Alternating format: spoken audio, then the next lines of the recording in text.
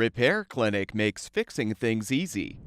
With millions of replacement parts available on our website and the help you need to do the repair yourself.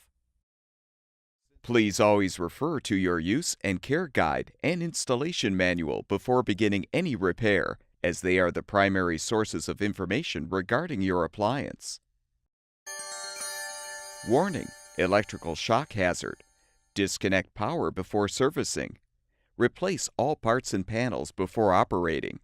Failure to do so can result in death or electrical shock. Before you replace the drain pump in your washer, first unplug the power cord. Your first step is to move the control panel out of the way. To do this, remove the screws found at either end. On some models, these screws may be located in the rear panel, or they may be covered by plastic end caps. Pull the end cap off from the top to access the screw. Remove both screws and rotate the panel up. Some models use clips instead of screws to secure the control panel. Insert a putty knife between the control panel and the cabinet to release the clips. Unplug the wire connector and snap out the spring clips using a flathead screwdriver.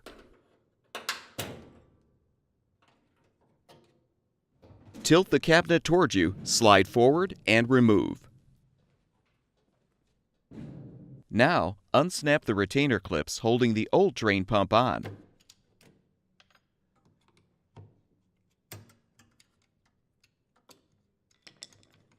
And wiggle the pump off of the motor shaft.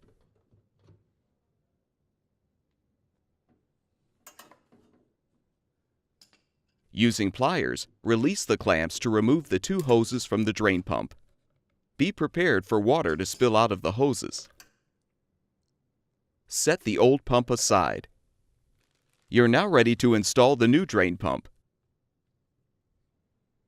Slide the hoses over the ports of the new pump and secure them with the clamps.